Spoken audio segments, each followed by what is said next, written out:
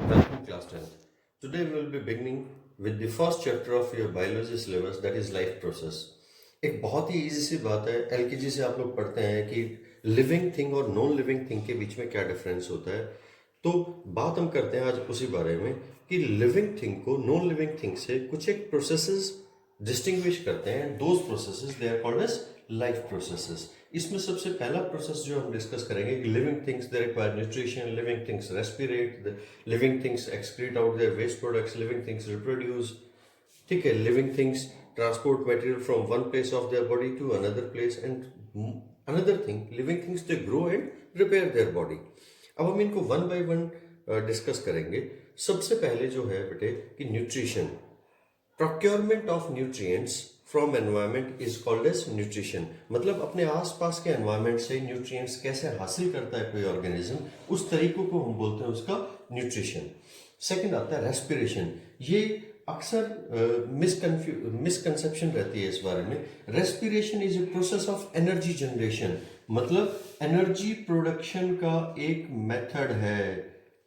ठीक है, energy generation मतलब आपने कुछ मटेरियल है आपकी बॉडी में, आपने उसको डिकम्पोज करके और एनर्जी प्रोड्यूस की, जिसको आप day to day life processes के लिए यूज कर लेते हैं।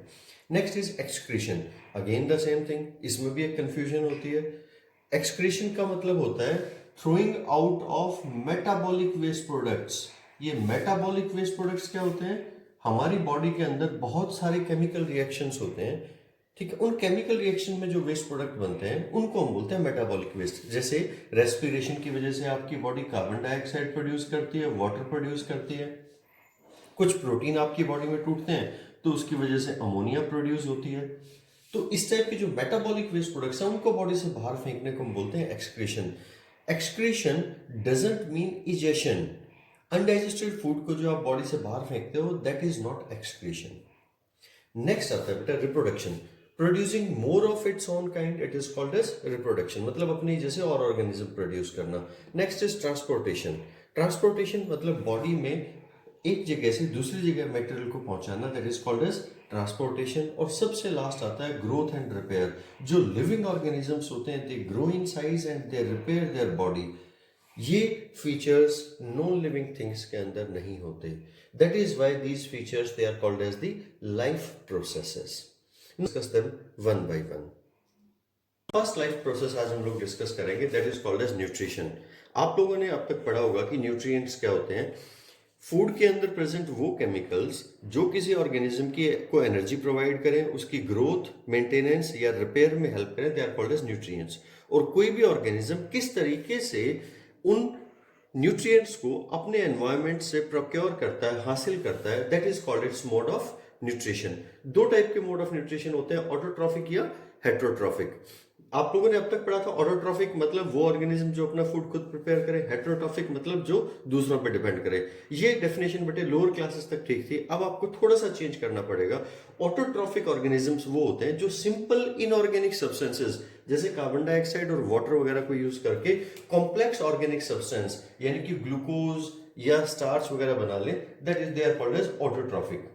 और हेट्रोट्रॉफिक क्या होते हैं? वो ऑर्गेनिज्म जो सिंपल इनऑर्गेनिक सब्सटेंसेस को यूज करके कॉम्प्लेक्स ऑर्गेनिक सब्सटेंसेस खुद ना बना पाए, they are called as heterotrophic. Means they depend on other organisms for complex organic substances.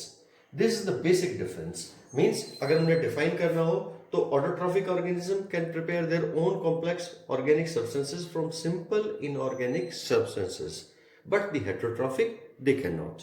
अब बात आती है ऑटोट्रॉफिक ऑर्गेनिजम्स। ये दो टाइप के होते हैं, फोटो ऑटोट्रॉफिक और कीमोटोट्रॉफिक। अब सिंपल इनऑर्गेनिक सब्सटेंसेस को आपस में ज्वाइन करके कॉम्प्लेक्स बनाने के लिए कोई ना कोई एनर्जी चाहिए। वो एनर्जी अगर लाइट की फॉर्म में है then they are called as photoautotrophic. जितने भी हमारे ग्रीन प्लांट्स हैं और जो फोटोसिंथेटिक बैक्टीरिया है वो सब के सब इसी कैटेगरी के अंदर आते हैं, means they are photoautotrophic. अब एक क्वेश्चन यहां पर आता है, फोटो ऑटोट्रॉफिक तो है वो, अब जो पैरासिटिक प्लांट्स होते हैं जैसे कस्कुटा वगैरह वो इस कैटेगरी में नहीं आते, दे आर नॉन ग्रीन। लेकिन यहां पर एक बात और आती है कि जो आपके इंसेक्टिवोरस प्लांट्स हैं they are in this particular category, they are photoautotrophic, मतलब वो अब फोटोसिंथेसिस से अपना फूड खुद प्रिपेयर करते हैं। आप सबने सुना होगा पिचर प्लांट। पिचर प्लांट जो होता है बेटा वो इंसेक्ट को ट्रैप करता है अपने पिचर के अंदर, ठीक है। ये इंसेक्ट को ट्रैप करता है but it is a photosynthetic plant.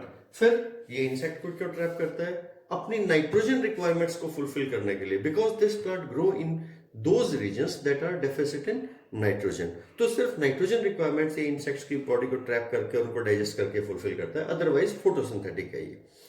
Next आता है कीमो ऑटोट्रॉफिक। ये वो ऑर्गेनिजम्स होते हैं जो एक्सोथर्मिक केमिकल रिएक्शंस को यूज करते हैं।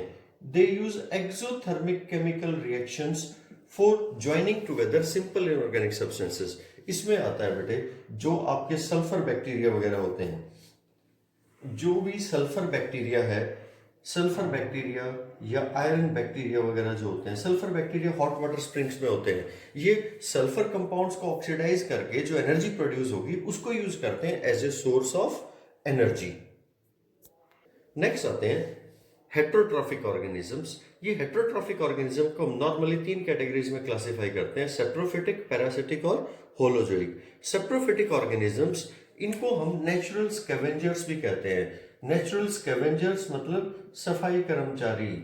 मतलब ये क्या करते हैं? They decompose the dead plants, dead animals and their waste products. Dead plants, dead animals और उनके वेस्ट प्रोडक्ट्स को डिकम्पोज कर देते हैं। ये उन ऑर्गेनिजम्स की बॉडी के ऊपर ग्रो करते हैं, कुछ अपने एंजाइम सिक्रेट करते हैं ताकि वो सिंपल फॉर्म में कन्वर्ट हो जाएं, और वो जो सिंपल फॉर्म है उसको ये एब्जॉर्व कर लेते हैं। मतलब इनका डबल बेनिफिट हुआ, इनको न्यूट्रिशन मिल गई, प्लस जो बचा हुआ डाइजेस्टेड पार्टिकल्स हैं वो सॉइल में ऐड हो जाता है, so they improve with the fertility of soil also.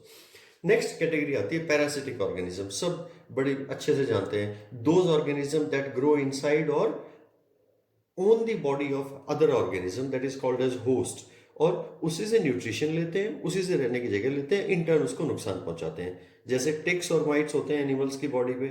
Human body के अंदर जो टेपवॉर्म या राउंड वॉर्म होता है डाइजेस्टिव सिस्टम में, वो एक पैरासाइट है। नेक्स्ट आता है holozoic mode of nutrition. Holozoic mode of nutrition जो होता है बेटा वो होता है आपका मोस्टली ऑर्गेनिजम्स में आपको ये मिलेगा आपके आसपास जो हैं होलोजोइक ऑर्गेनिजम्स। सबसे कॉमन एग्जांपल हम बात करते हैं अमीबा की या ह्यूमन बीइंग की। ये फूड को लार्ज क्वांटिटी में एनगल्फ कर लेते हैं, बाद में उसको डाइजेस्ट करते हैं। अब बात आती है होलोजोइक जो मोड ऑफ न्यूट्रिशन है, it is completed in 5 steps. Number 1, it is called as ingestion. Taking in of the food is called as ingestion. अब जो फूड बॉडी के अंदर गया वो कॉम्प्लेक्स है, वो सेल मेम्ब्रेन्स के थ्रू डिफ्यूज नहीं हो सकता, तो उसको सिंपल डिफ्यूजेबल फॉर्म में कन्वर्ट करने का जो प्रोसेस है, means the breaking down complex food particles into simple diffusible form, it is called as digestion. This is the second step of holozoic nutrition. तीसरा आता है, अब जो सिंपल डिफ्यूजेबल फॉर्म है उसको बॉडी एब्जॉर्व करती है, that step is called as absorption. और जो फूड एब्जॉर्व किया उसको वो एनर्जी जनरेशन के लिए, ग्रोथ के लिए या रिपेयर के लिए किस काम में यूज किया उसको, और अगर एक्सेस है तो उसको स्टोर करके रख लिया, that is called as assimilation. Means utilising the food absorb for various purposes. और सबसे लास्ट आता है जो अनडाइजेस्टेड फूड है उसको बॉडी से बाहर फेंक देना, that is called as egestion. In these 5 steps, the holozoic nutrition is completed. During our next lecture, we will be discussing nutrition in plants.